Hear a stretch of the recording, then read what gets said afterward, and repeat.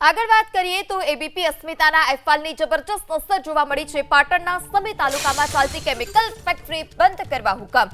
સોનાર અને નાયકા ગામ નજીક કેમિકલ ફેક્ટરી બંધ કરવા હુકમ। ગાંધીનગર જીપીસીબી અને પાલનપુર હેડ યુનિટ અધિકારીને ફેક્ટરી બંધ કરવાનો હુકમ કરાયો છે। એસબી પરમારે પ્રગતિ ઇન્ડસ્ટ્રીઝને ક્લોઝર નોટિસ ફટકારી। રહેણાંક વિસ્તાર અને તળાવમાં ફેક્ટરી કેમિકલ યુક્ત પાણી છોડતી હતી। એબીપી અસ્મિતાએ 24 જૂનના પ્રગતિ ઇન્ડસ્ટ્રીઝના પાપનો પર્દાફાશ કર્યો હતો। એબીપી અસ્મિતાના અહેવાલ બાદ પ્રદૂષણ નિયંત્રણ બોર્ડે સેમ્પલ લીધા। સેમ્પલમાં પ્રગતિ ઇન્ડસ્ટ્રીઝ પ્રદૂષણ ફેલાવતી હોવાનું સ્પષ્ટ થતાં તેને તાળા મારવા હુકમ કરાયો છે। પાણી પ્રદૂષણ નિયંત્રણ એક્ટની કલમ 33 અ હેઠળ કંપની બંધ કરવા આદેશ। વધુ માહિતી સાથે સંવાદદાતા એઝાઝ ફોનલાઈનથી જોડાય છે। એઝાઝ, આ કંપનીને નોટિસ ફટકારવામાં આવી છે, શું વધારે વિગત? તેઓ કયા કયા વિસ્તારમાં આ પ્રકારે કેમિકલ યુક્ત પાણી છોડતા?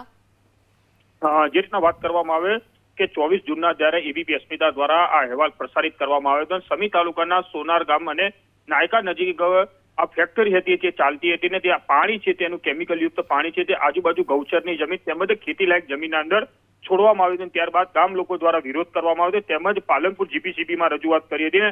ત્યારબાદ તમામ ટીમો છે તે તપાસ અર્થે સમી તેમજ નાયકા સહિતના ગામોના અંદર આવી હતી અને તે સામે જે ફેક્ટરી આવેલી હતી, જે કેમિકલની ફેક્ટરી હતી, તેના અંદર સેમ્પલો લેવાની કામગીરી શરૂ કરી હતી અને તમામ સેમ્પલો લીધા બાદ આજે તેનો ચુકાદો આવ્યો છે અને રિઝલ્ટ પણ આવી ગયા છે કે તમામ સેમ્પલ ફેલ છે। સાથે કહી શકાય કે જે કંપની જે ઇન્ડસ્ટ્રી ચાલતી હતી, જે પ્રગતિ ઇન્ડસ્ટ્રી છે, તેને આદેશ કરવામાં આવ્યો છે, કંપનીને બંધ કરવાનો આદેશ કરવામાં આવ્યો છે। એટલે કહી શકાય કે જે રીતના ગામ લોકો દ્વારા પણ વિરોધ કરવામાં આવ્યો હતો, સાથે એબીપી અસ્મિતા દ્વારા પણ આ અહેવાલ પ્રસારિત કરવામાં આવ્યો હતો તે કેમિકલ યુક્ત પાણી છોડવાની બાબતને લઈને આજે જીપીસીબી દ્વારા તે કંપનીને નોટિસ ફટકારીને તેને બંધ કરવાનો આદેશ કર્યો છે। સાથે કહી શકાય કે જે રીતના આ પ્રદૂષિત પાણી છે તે ખેતરોમાં છોડવાના કારણે આજુબાજુ જમીન હતી તેને મોટા પ્રમાણમાં નુકસાન થતું હતું।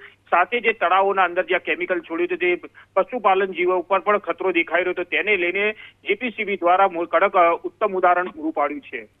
જી, માહિતી બદલ આભાર।